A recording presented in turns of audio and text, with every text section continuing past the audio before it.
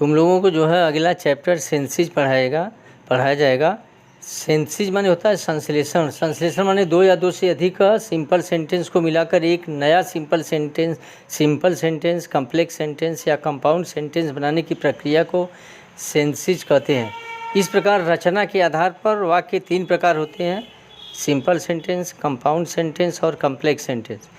अब इन तीनों के बारे में जानना बहुत ज़रूरी कि सिंपल क्या होता है, कंपाउंड क्या होता है, कॉम्प्लेक्स। क्योंकि परीक्षा में जो है इसी तरह के आएंगे, दो तीन जो है सिंपल सेंटेंस दे दिए जाएंगे, कदे का एक सिंपल सेंटेंस बनाइए, या जो है ब्रैकेट में दे दिया कि कंपाउंड सेंटेंस बनाइए या कॉम्प्लेक्स सेंटेंस बनाइए। तो सबसे पहले इन तीनों का डिफिनीसन जानना बहुत ज़रूरी कि वास्तव में सिंपल सेंटेंस क्या होता है, कंपाउंड क्या होता है और कॉम्प्लेक्स सेंटेंस क्या होता है। तो सिंपल सेंटेंस क्या होता है जी, तो इसको बारे में जानना हमको बहुत ज़रूरी है कि सिंपल क्या होता है, कंपाउंड क्या होता है और कॉम्प्लेक्स क्या होता है। सिंपल सेंटेंस जिस वाक्य में केवल एक कर्ता और एक क्रिया होता है उसे सिंपल सेंटेंस कहते हैं।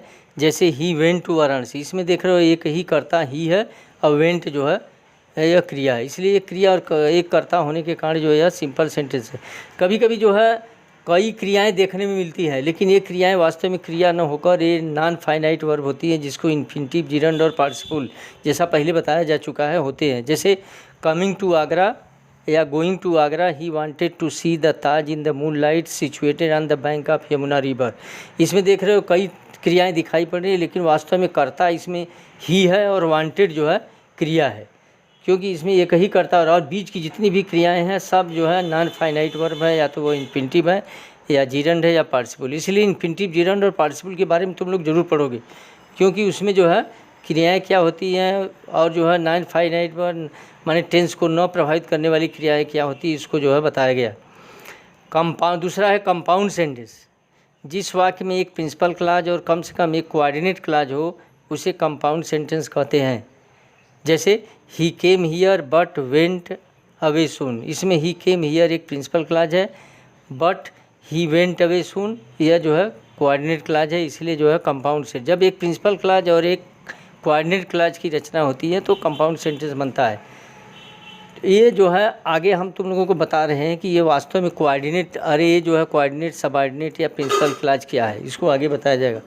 अब इसमें देखो कॉम्प्लेक्स सेंटेंस क्या होता है। जिस वाक्य में एक प्रिंसिपल क्लॉज और कम से कम एक सबऑर्डिनेट क्लॉज हो उसे कॉम्प्लेक्स सेंटेंस कहते हैं। इसमें चाहे जितने भी कोऑर्डिनेट क्लॉज हो, चाहे जितने भी सबऑर्डिनेट क्लॉज हो, वह अगर उसमें एक भी वाक्य में सबऑर्डिनेट क्लॉज है या सबऑर्डिनेटिव कंजंक्शन है तो वह कॉम्प्लेक्स सेंटेंस ही बनाता है।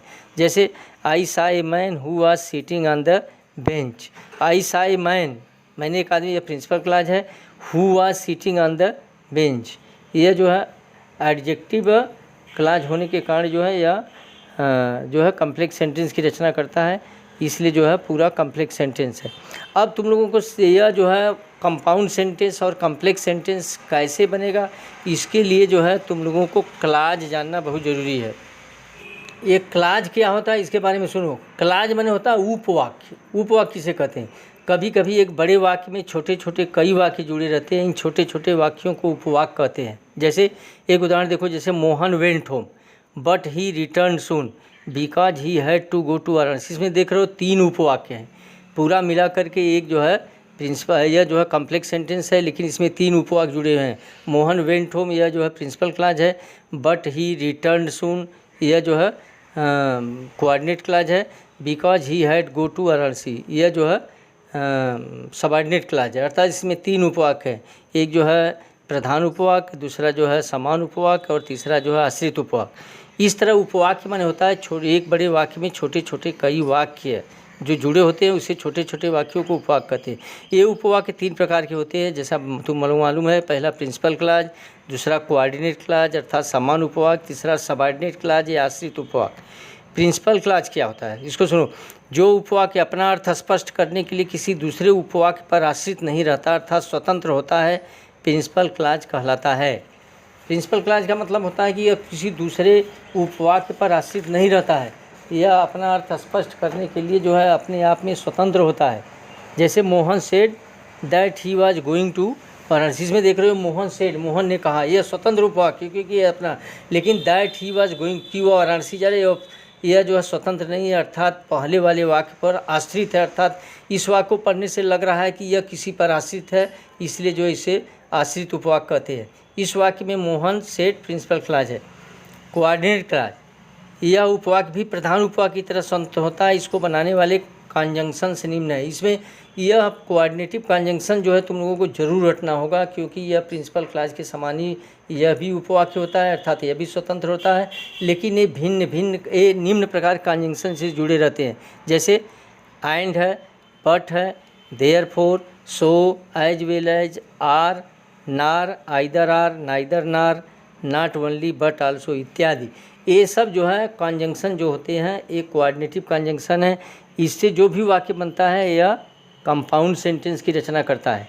दूसरा जो आगे देखो, तीसरा सबऑर्डिनेट क्लॉज माने आश्रित उपवाक्य। जो उपवाक्य अपना अर्थ स्पष्ट करने के लिए किसी दूसरे उपवाक्य पर आश्रित रहता है वह सबऑर्डिनेट क्लॉज कहलाता है। जैसे if you read you will pass, इसमें देख रहे इफ़ यू रीड, यदि पढ़ोगे यह वाक्य अपने आप में पूर्ण नहीं, अर्थात यू विल पास, तुम पास हो जाओगे, पर आश्रित है जो प्रिंसिपल क्लॉज है, अर्थात यह सबऑर्डिनेट क्लॉज प्रिंसिपल क्लॉज पर आश्रित है, इसलिए इसे जो है सबऑर्डिनेट क्लॉज या आश्रित उपवाक्य कहते हैं। हाँ, इसमें इफ़ यू रीड, इसमें देख रहे if you read you will pass, इसमें इफ़ यू रीड जो है सबऑर्डिनेटिव कॉन्जंक्शन है, यू विल पास जो है यह प्रिंसिपल क्लॉज है, अर्थात इफ़ यू रीड यह सबऑर्डिनेट क्लॉज है और यू विल पास यह प्रिंसिपल क्लॉज है। इसमें इफ़ यू रीड सबऑर्डिनेट है जैसा हमने बताया, और प्रिंसिपल क्लॉज इसलिए जो है ये कॉम्प्लेक्स सेंटेंस की रचना करता है, जिसमें एक सबऑर्डिनेट क्लॉज होता है और जो है एक प्रिंसिपल क्लॉज होता है। वह जो है एक कॉम्प्लेक्स सेंटेंस की रचना करने वाले सबऑर्डिनेटिव कॉन्जंक्शन निम्न है, अर्थात इन कॉन्जंक्शन का जो है प्रयोग यदि दो वाक्यों के बीच में कर दिया जाए तो ये जो है सबऑर्डिनेटिव कॉन्जंक्शन होने के कारण कॉम्प्लेक्स सेंटेंस की रचना करते हैं। ये कॉन्जंक्शन है जैसे who, which, what, why, where, when, how, whose, whom, whatever, whenever, wherever, if, until, unless, because, that, though, although इत्यादि। ये कॉन्जंक्शन जो है एक प्रिंसिपल क्लॉज अथवा कोऑर्डिनेट क्लॉज के साथ जुड़ करके कॉम्प्लेक्स सेंटेंस की रचना करते हैं। इसलिए तुम लोगों को जानना जरूरी है, यह रटना जरूरी है कि वास्तव में सिंपल सेंटेंस क्या होता है, कंपाउंड और कॉम्प्लेक्स सेंटेंस क्या होता है। सिंपल सेंटेंस जैसा बताया गया कि एक जो है इसमें केवल एक कर्ता और क्रिया होता है। कंपाउंड सेंटेंस के बारे में जैसा बताया कि इसमें एक प्रिंसिपल क्लॉज और दूसरा कोऑर्डिनेट क्लॉज होता है। कॉम्प्लेक्स सेंटेंस के बारे में बताया कि इसमें एक प्रिंसिपल क्लॉज दूसरा सबऑर्डिनेट क्लॉज होता है। इसलिए कंपाउंड सेंटेंस और कॉम्प्लेक्स सेंटेंस के लिए सबऑर्डिनेटिव कॉन्जंक्शन और कोऑर्डिनेट कॉन्जंक्शन को जरूर रटोगे। सबऑर्डिनेटिव जोड़ोगे तो कॉम्प्लेक्स बन जाएगा, कोऑर्डिनेटिव जोड़ोगे तो कंपाउंड बन जाएगा।